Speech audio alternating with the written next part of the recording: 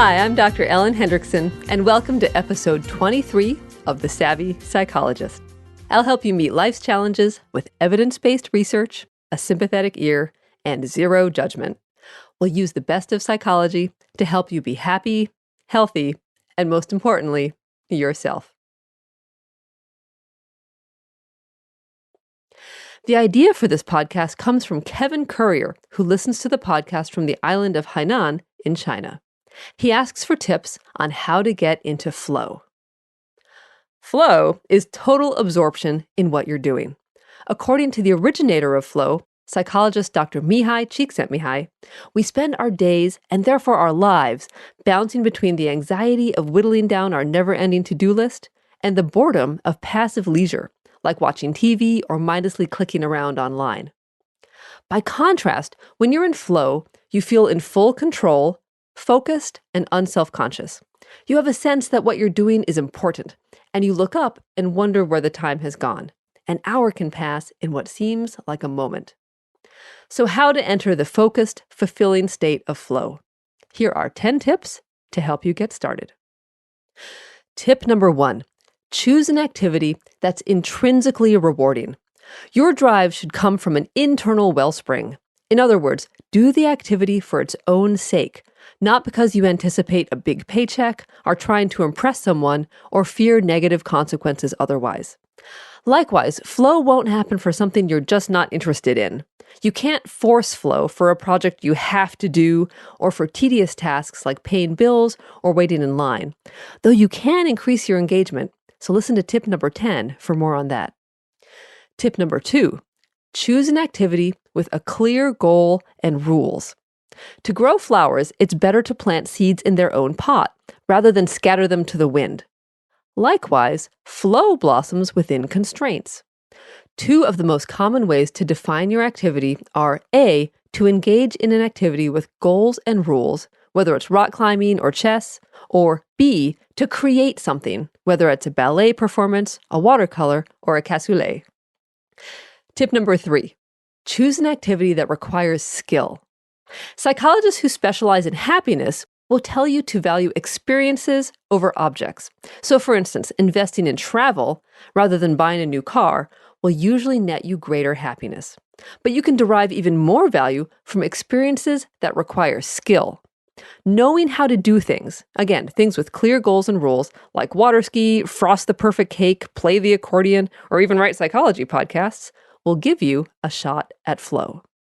Furthermore, to maximize chances of flow, Csikszentmihalyi writes, quote, enjoyment appears at the boundary between boredom and anxiety, when the challenges are just balanced with the person's capacity to act. In other words, your skill should be challenged, but not beyond your limits. Tip number 4, choose an activity that confers ongoing feedback. In other words, you should be able to tell how you're doing. You can evaluate with your own eyes and ears how your saxophone improvisation, tennis game, or day trading is going, which in turn allows you to maintain motivation and, hopefully, feel satisfied with your advancement. Tip number 5, do the task intentionally. Let's make an example of playing pool. If flow is what you're after, your approach to pool is to focus intently, have a goal to play well, and play for the sake of playing. On the other hand, if flow isn't on the agenda, it's more than okay to simply relax and mess around for a few games with your buddies. Tip number 6, flow isn't instantaneous.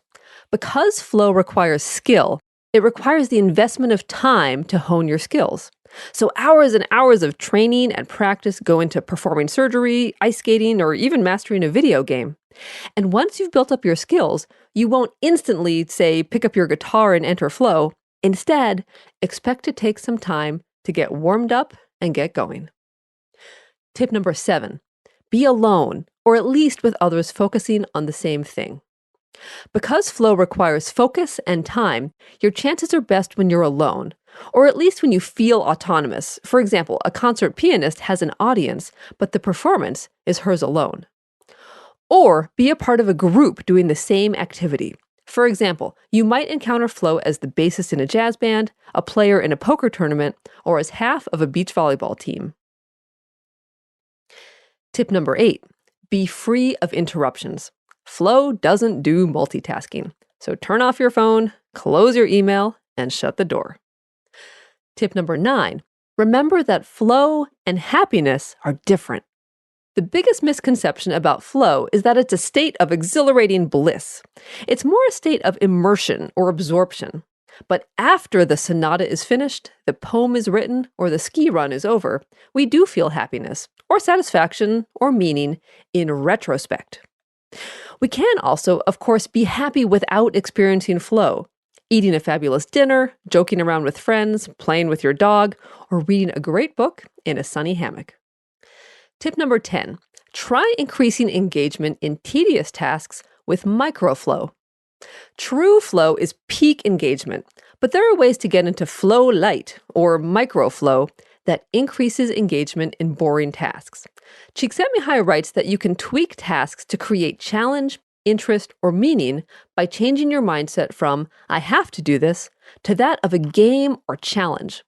In his book, Finding Flow, Csikszentmihalyi tells a story of a tumor biologist who loves his job with 2 exceptions, waiting around in airports and writing grant proposals.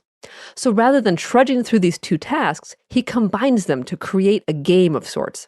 He starts dictating grant proposals while sitting at the gate or inching along in customs lines. He challenges himself to dictate as much as possible while waiting. And he goes from feeling like both tasks are chores to feeling energized and challenged. His dictation game was engaging, stretched his skills, had clear rules, and offered immediate feedback. It wasn't the complete engagement of flow, but it achieved the increased engagement of microflow. So if you're anxious, bored, or simply feeling disconnected, Csikszentmihalyi offers a way to get more from everyday life. From windsurfing to quilting to singing arias to rolling sushi, you're invited to find the joy of complete engagement. If The Savvy Psychologist is useful to you, please show your appreciation by subscribing to the podcast, liking on Facebook, adding me to your Google Plus circles, or emailing a link to someone important in your life. Thanks for listening. I'm Dr. Ellen Hendrickson. That's all for this week. A transcript of the podcast and references for the studies I mention are always available on quickanddirtytips.com/savvy-psychologist. Of course, The Savvy Psychologist is strictly for informational purposes and doesn't substitute for psychiatric care or psychotherapy by a licensed professional. Any names have been changed and details altered to protect privacy. Thanks for listening, and to see you next week for a happier, healthier mind.